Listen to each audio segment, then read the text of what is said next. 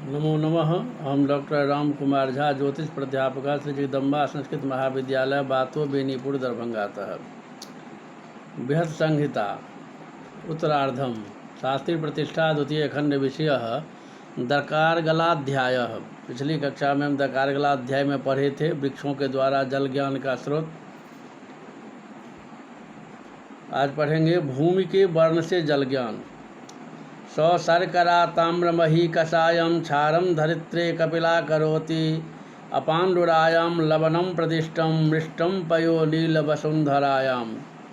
पत्थर के कणों से मिली हुई ताम्र वर्ण की भूमि में कसैला, पीली भूमि में खारा और पांडु रंग की भूमि में नमकीन और नीली भूमि में मीठा जल होता है। शाक आदि के लक्षण से जल ज्ञान। शाकाश्वकर्णार्जुन बिल्व सर्जा श्री पर्यरिष्टाध वशिष्ठ पाश्च छिद्रैश्च पत्रैर्द्रुमगुल्मवल्लयो रुक्षाश्च दूरेम्बु निवेदयन्ति। जहाँ पर छिद्र वाले पत्तों से युक्त शाक, तरकारी, सब्जी इत्यादि अश्वकर्ण, शखुआ, अर्जुन, बेल, सर्ज, श्रीपर्णी, अरिष्ट, धव, शीशम के वृक्ष हो तथा जहाँ पर छिद्र वाले रूखे पत्तों से युक्त वृक्ष गुल्मलता हो वहाँ बहुत दूर तक जल होता है।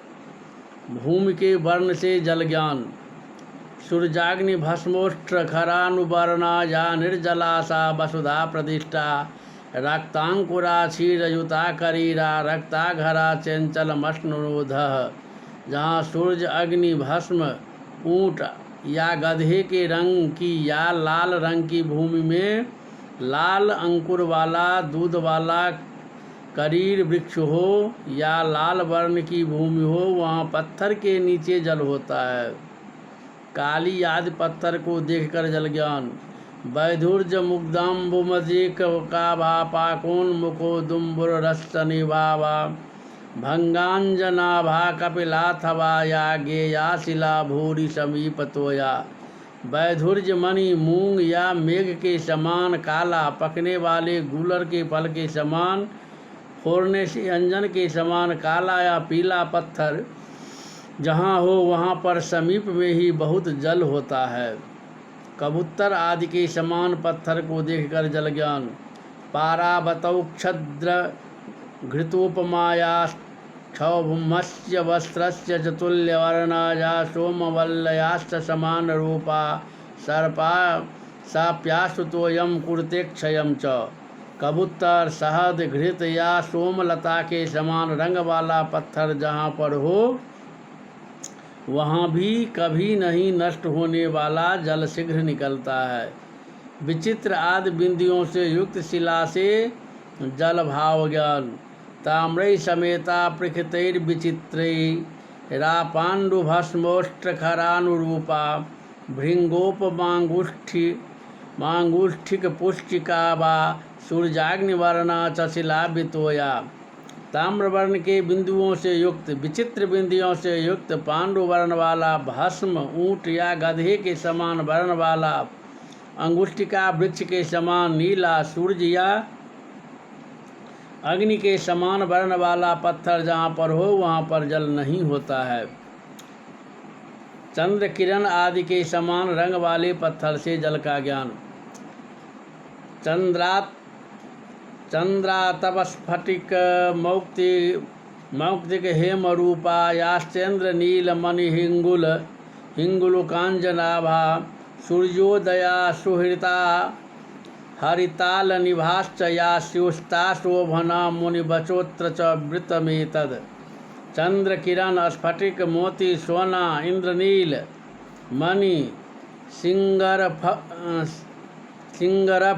अंजन, उदय, कलिक, सूर्य किरण और हरिताल के समान रंग वाला पत्थर शुभ होता है।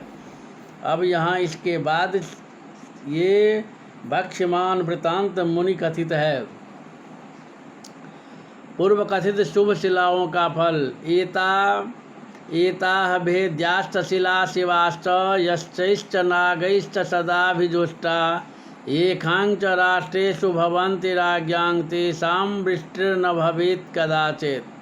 पूर्व कथित सब शुभ शिलाएँ कल्याण करने वाली है, सदा यक्ष और नागों से सेवित है। जिनके राज्य में ये शिलाएँ होती है उनके यहाँ कभी भी अवृष्टि नहीं होती है।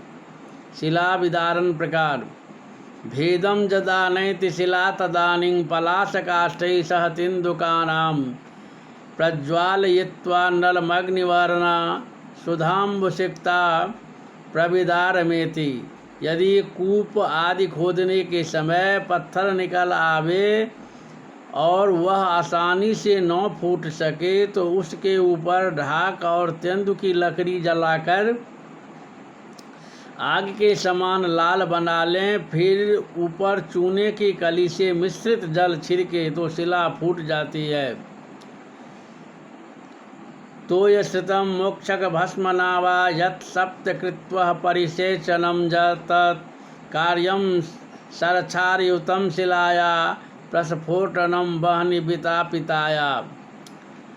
मोक्षक काली पाढ़ड़ी वृक्ष की लकड़ी का भस्म मिलाकर जल को औटावे, फिर उसमें सर के वृक्ष का भस्म मिलावें। उसके बाद अग्नि से तपाई हुई शिला पर उससे 7 बार छिड़कने से शिला फूट जाती है।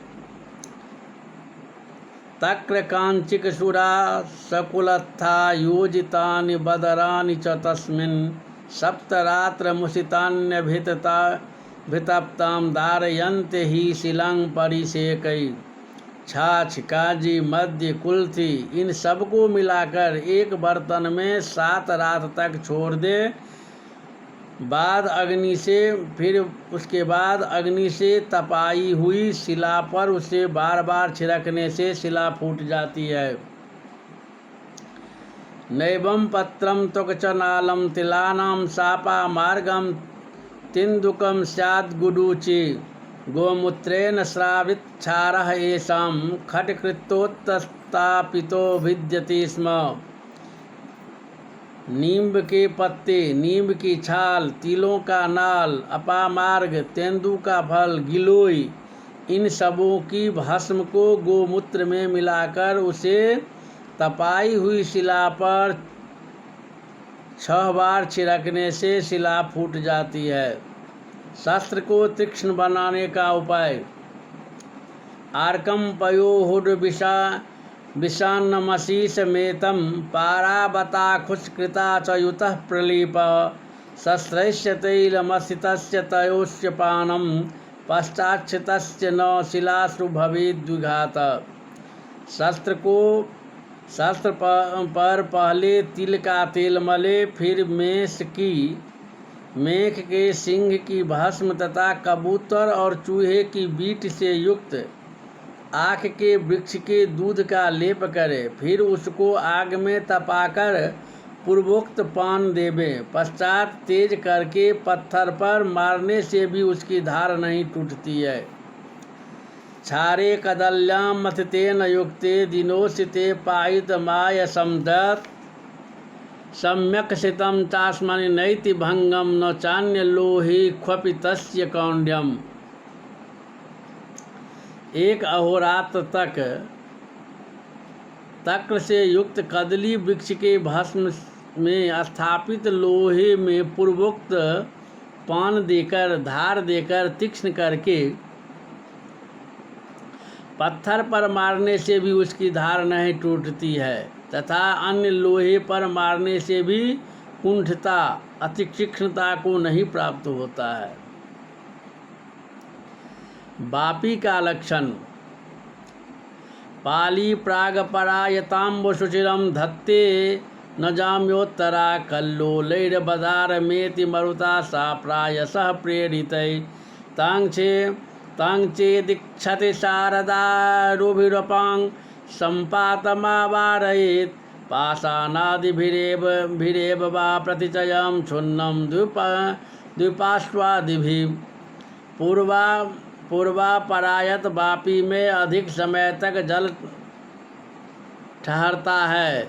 दक्षिणोत्तरायत वापी में जल नहीं ठहरता है, क्योंकि वायु के तरंगों से वह वापी नष्ट हो जाती है। यदि दक्षिणोत्तरायत वापी बनाना चाहे तो तरंगों से बचाने के लिए किनारे को मजबूत लकड़ी या पत्थर आदि से चुनवा दे तथा बनाने के समय मिट्टी की हरेक तह को